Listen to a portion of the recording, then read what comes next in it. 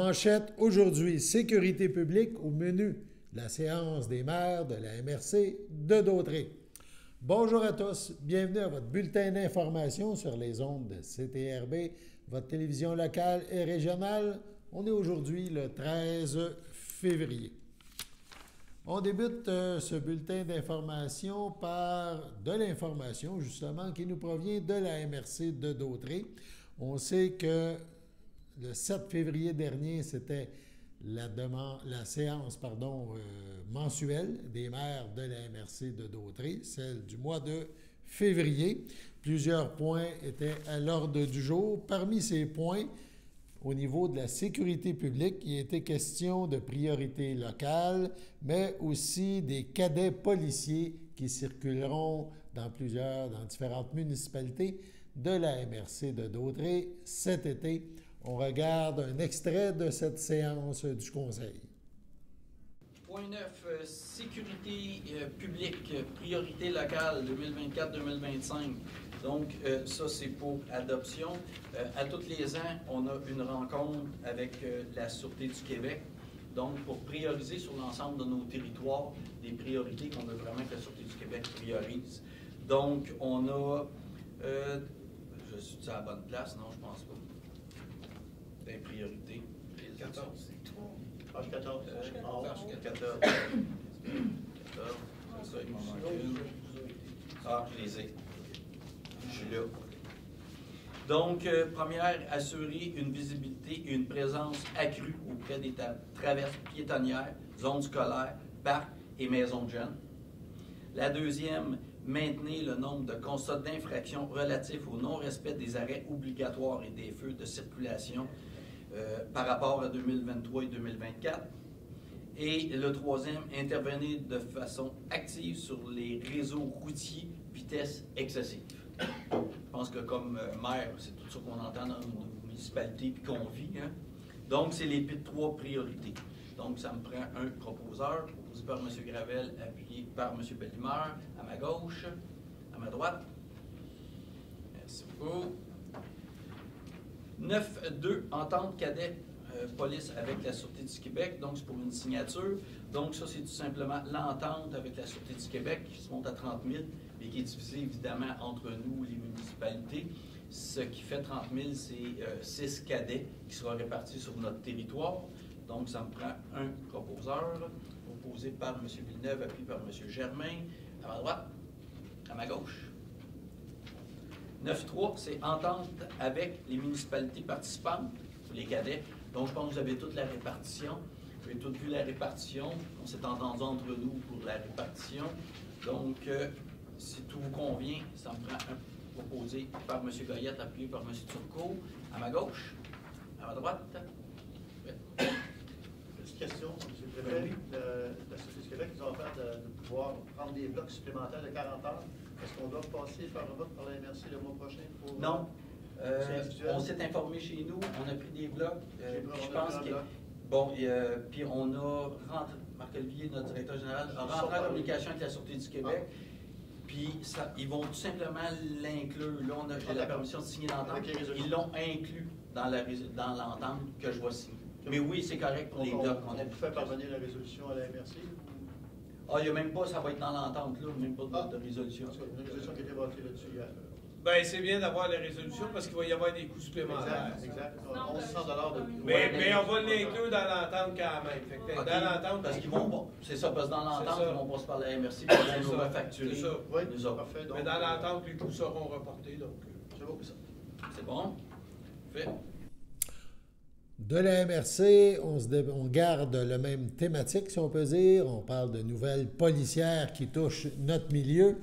Deux événements à souligner là, dans les derniers jours. Le premier touche l'église Sainte-Geneviève de Berthier, l'église historique. Le 10 février dernier, vers 13 h, la Sûreté du Québec a reçu un appel au poste principal de la MRC de Dautré à Berthierville. Il y a eu, évidemment, entrée par effraction dans l'église. Un dossier a été ouvert, donc, pour introduction par infraction, on l'a dit, et méfait. En effet, des objets religieux ont été brisés, une fenêtre cassée pour s'introduire à l'intérieur de l'église. On parle de plusieurs dommages. Une enquête est bien sûr en cours au niveau de la Sûreté du Québec, là, le poste de Berthierville. Parmi les objets dérobés, on parle d'une croix de bois plaquée de feuilles d'or.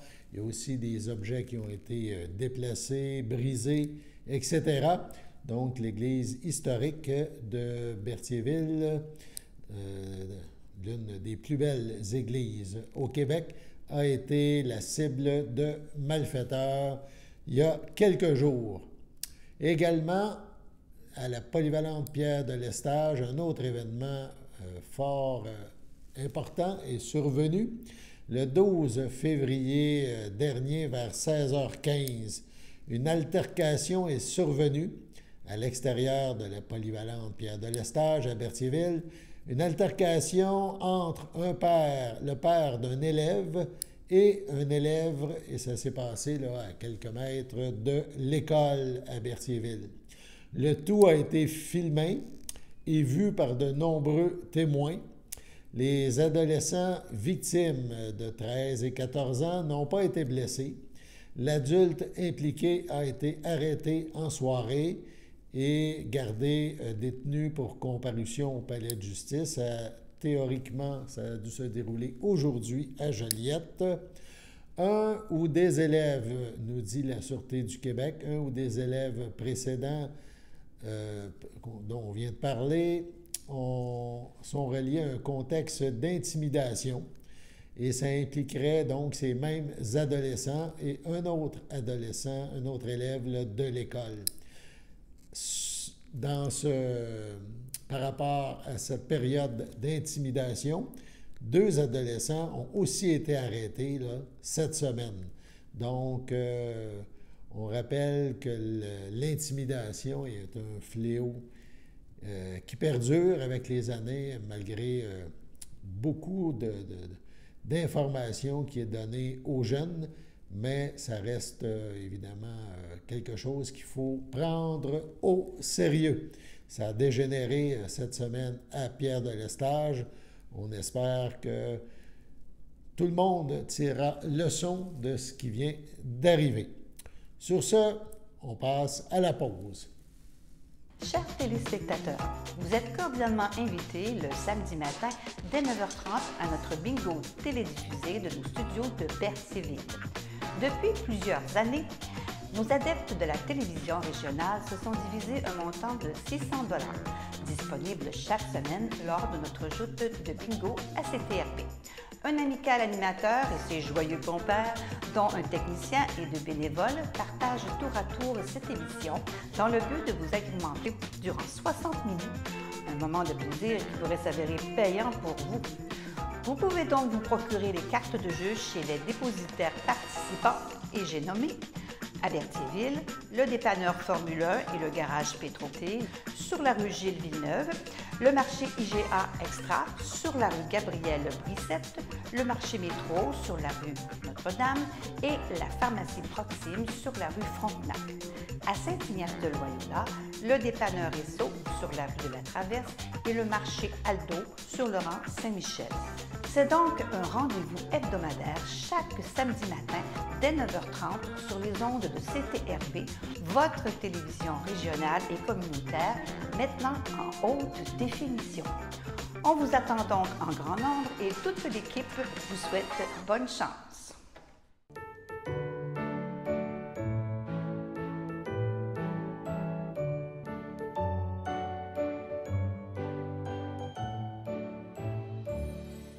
En ce 13 février, le grand livre des anniversaires de CTRB compte une page vide, mais peut-être est-ce votre anniversaire, chers téléspectateurs. Alors, toute l'équipe de CTRB se joint à moi et vous souhaite bonne fête. En deuxième partie de bulletin, on vous parle du député de Berthier-Masquinongé, Yves Perron. La semaine dernière a été marquée par de nombreux débats sur la question de l'immigration. Le Bloc québécois prône un positionnement raisonnable visant à accepter des immigrants en fonction de la capacité d'accueil de la société, de nous faire savoir le député Perron dans une communication. Il est facile pour le fédéral d'ouvrir les vannes et d'annoncer des seuils rehaussés, mais encore faut-il que nos institutions et nos services publics soient en mesure de recevoir décemment tous ces gens, a-t-il ajouté.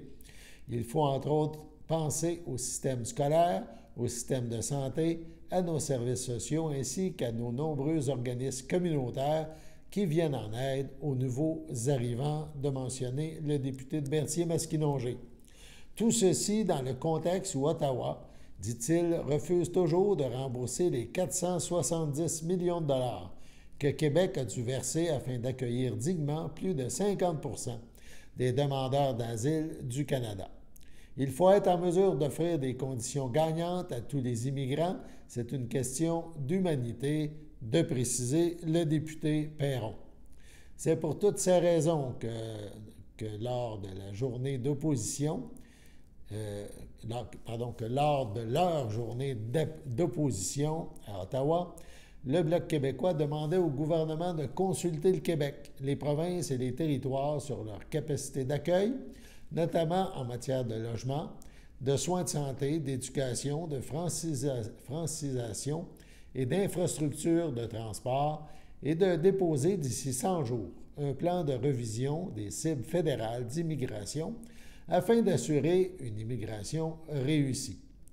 Le Bloc québécois et le député Perron mentionnent la motion a été adoptée hier par une majorité de députés, mais les libéraux ont voté contre.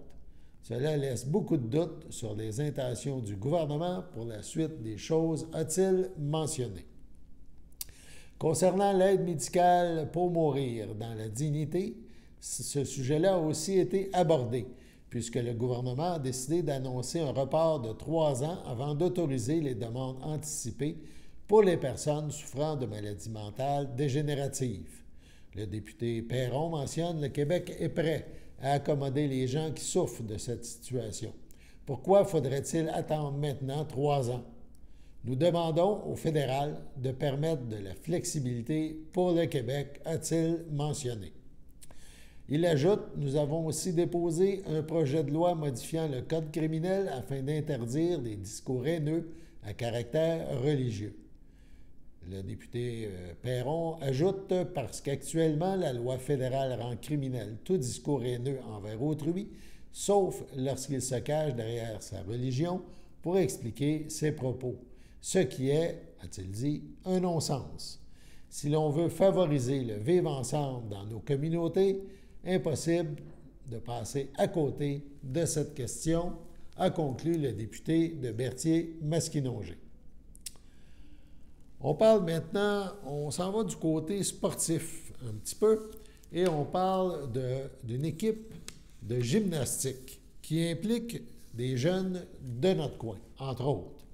Il y a eu de très beaux résultats récemment là, pour l'équipe de compétition de Jim Annally.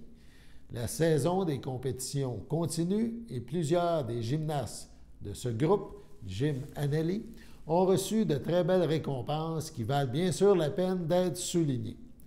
Premièrement, 2 gymnastes de niveau régional ont fait 2 belles compétitions dans leur nouveau programme pour avoir la chance de se classer pour une grande compétition, le Challenge des régions.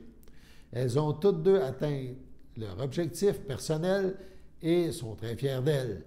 Voici donc les récompenses obtenues lors des 2 dernières compétitions. Tout d'abord, on félicite Julie Armstrong de Joliette et Kelly-Anne Gélina de Lanoraie.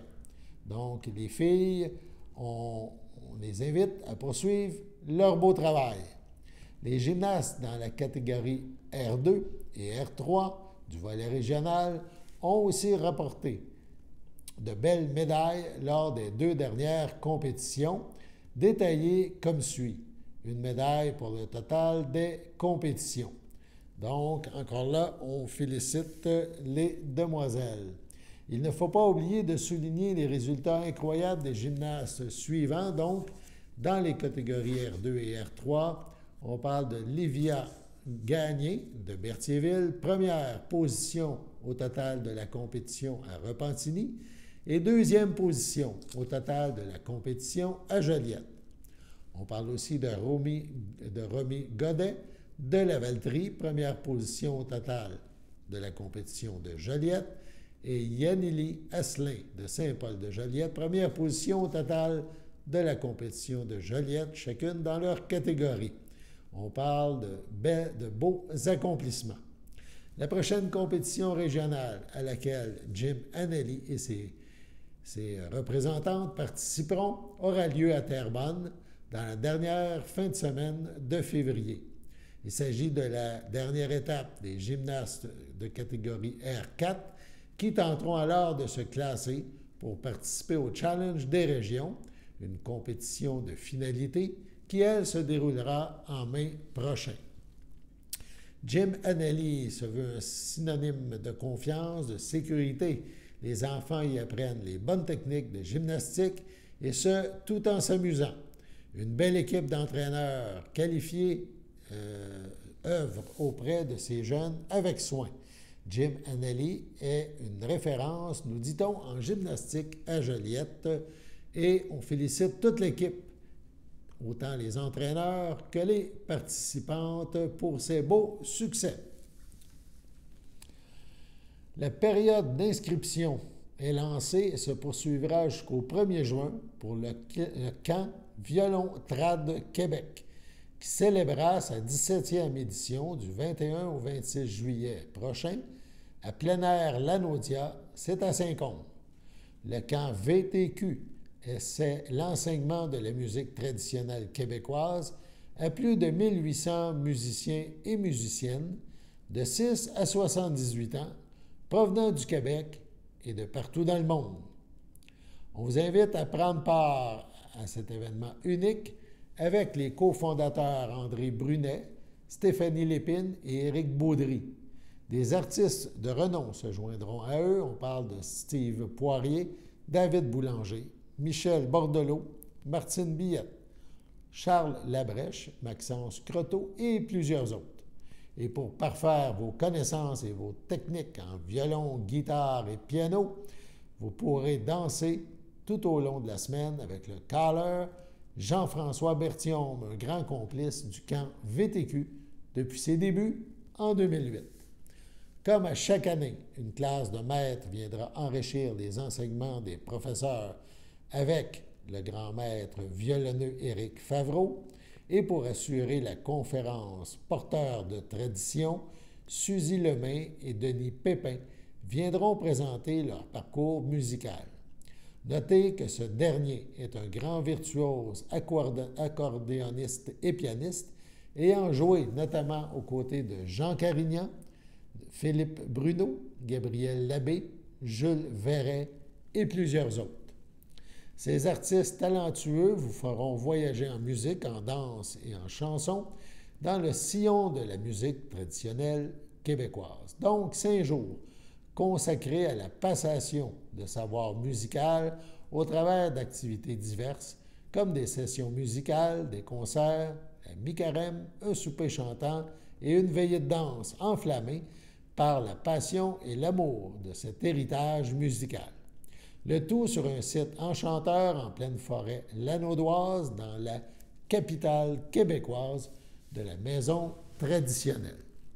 Cette année, grâce à la bourse VTQ, des 18 ans et moins qui profiteront pour participer à ce camp de rabais de 200 $ et pourront s'inscrire au prix unique de 795 $ pour ce camp unique également. De plus, ils auront la chance d'être automatiquement éligibles pour une autre bourse remise au camp.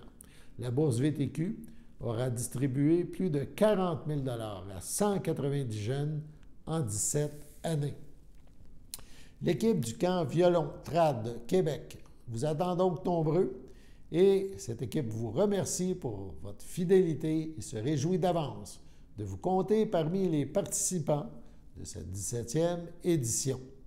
Donc, un rendez-vous, le camp Violon Trad Québec. La direction du Centre intégré de santé et des services sociaux, on parle du CI3S de Lanaudière, est fière d'annoncer l'obtention de son statut agréé à la suite du cycle d'évaluation par Agrément Canada qui s'est déroulé de 2019 à 2023. L'amélioration continue dans la qualité des soins et des services offerts aux usagers est l'une des priorités de l'établissement. Cette réussite témoigne ainsi de son engagement à fournir des soins de santé et de services sociaux sécuritaires et de grande qualité en plaçant l'usager au centre de ses préoccupations. Agrément Canada est l'organisme accréditeur le plus important au Canada en matière d'amélioration continue de la qualité des soins et travaille avec des organismes de santé, de services sociaux et communautaires depuis plus de 60 ans. En collaboration avec l'Organisation des normes de la santé, Agrément Canada a pour objectif d'apporter des changements positifs qui visent à améliorer la qualité ainsi que la sécurité des soins de santé et de services sociaux dans le monde entier, en proposant un large éventail de programmes d'évaluation adaptés aux besoins locaux et destinés aux organismes avec qui ils collaborent. Sur ce, passons à la pause. Votre télécommunautaire régional présente la loterie Moitié-Moitié. Pour jouer, visitez moitié-moitié.tv. Chaque semaine, 2 façons de gagner. Le tirage au sort et si vous trouvez l'as de pique dans votre enveloppe, vous gagnez le gros lot progressif. Les billets sont disponibles sur moitié-moitié.tv à partir de seulement 5 $. La loterie Moitié-Moitié au profit de votre télécommunautaire autonome participante. Visitez moitié-moitié.tv. Les tirages mercredi 19h.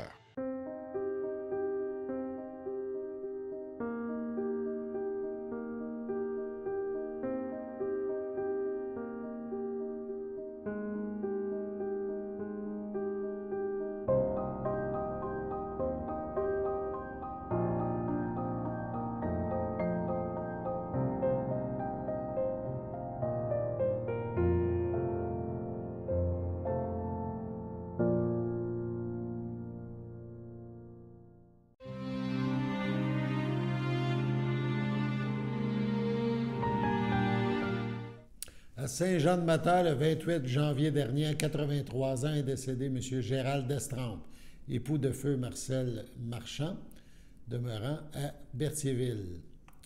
Il laisse dans le deuil ses enfants, Sylvain Destrempe, Sylvie McKenzie, Diane Destrempe, Denis Champagne, ses petits-enfants, Mathilde Destrempe, Gabriel Champagne, Guillaume Janel Lavallée, Marjorie Champagne, Frédéric Laferrière, et ses petits-enfants, et ses petits-enfants, Laurent et bébé à venir.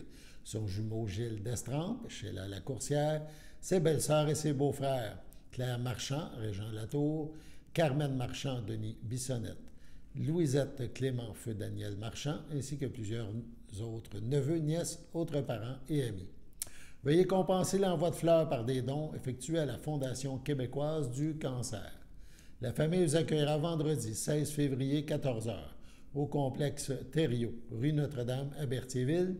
Une cérémonie aura lieu le même jour, 17h, à la chapelle du complexe.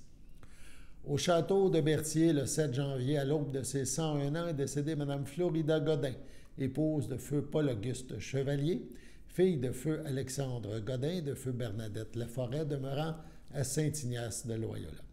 Elle laisse dans le deuil sa fille, André Chevalier, Gaston Bergeron, ses petits-enfants, Christine Bergeron, Franck Aude, Jean-François Bergeron, Lane Fou, Marc-André Bergeron, Raquel Colares, son filleul Marc Guévremont, France Brissette, ainsi que plusieurs neveux, nièces, autres parents et amis.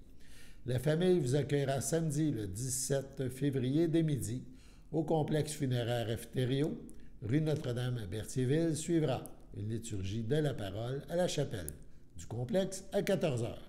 Mme Florida Godin-Chevalier sera inhumée au cimetière de Saint-Ignace de Loyola à une date ultérieure.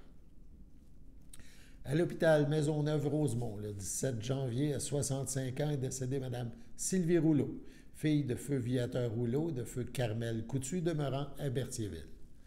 Elle laisse dans le deuil sa fille Élisabeth, Julien Grandmaison, son fils William, Jade Cloutier, ses frères et ses sœurs, René, Marie-Claude Leblanc, Denis, Jean, Chantal Tremblay, Diane, Marie, Hélène, Michel Simard, Ginette, Pierre, ses neveux et nièces adorés, Pascal, Adèle, Michel, Stéphanie, Mathieu, Alexandra, Mélanie et Sonia.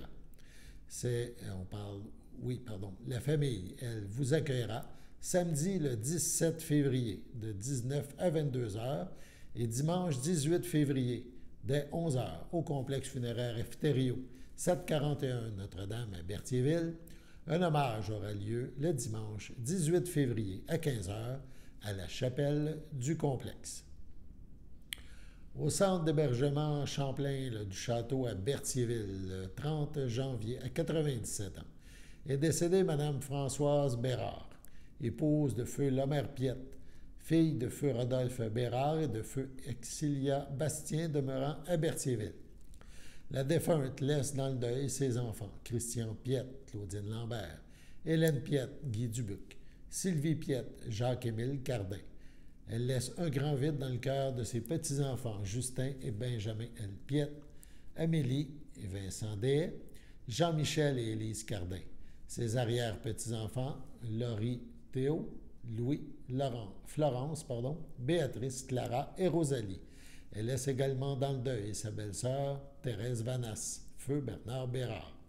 La famille tient à exprimer toute sa gratitude pour les soins de grande qualité prodigués par le personnel soignant du deuxième étage du château. La famille vous accueillera samedi, le 24 février, dès 11 h, au complexe funéraire Efterio, rue Notre-Dame, à Berthierville. Suivront les funérailles en l'église de Sainte-Geneviève de Berthier à 14 h. Madame Françoise Bérard-Piette sera inhumée au cimetière de Berthier le même jour. Au CHSLD Parfilia Ferland le 14 janvier dernier, à l'âge de 88 ans, est décédée Mme Odile Drainville, épouse de feu Gilles Poulette, mère de feu René Poulette, demeurant à Sainte-Geneviève de Berthier. Elle est allée rejoindre ses frères et sœurs, beaux-frères et belles-sœurs, Jean Davila, Céline, Agathe, Claude, Clémence, Pierre et Daniel, ainsi que Normand et André Poulette. Elle laisse dans le deuil ses frères, belles-sœurs et beaux-frères, Jacques Drainville, France Parent, Monique Bellerose, feu Pierre Drainville, Alain Drainville, Denis Drainville, Claire Turcotte, Françoise Poulette, Fernand Bellumeur, Pauline Poulette, Paul Aimé, La Douceur, Suzanne Poulette, Régent Laporte, Pierre Poulette, Marie-Lise Poulette, Marcel Poulette, Louise Leblanc, sa filleule Julie Bellumeur, ses filleuls Sylvain Poulette et Richard Drainville, ses grands amis Jacqueline et Bertrand Bellemare, ainsi que plusieurs neveux, nièces, autres parents et amis. La famille vous accueillera samedi, 24 février, dès midi, au complexe funéraire Thériault à Berthierville. Suivra une liturgie à la chapelle du complexe à 15 h. Sur ce, passons à la météo.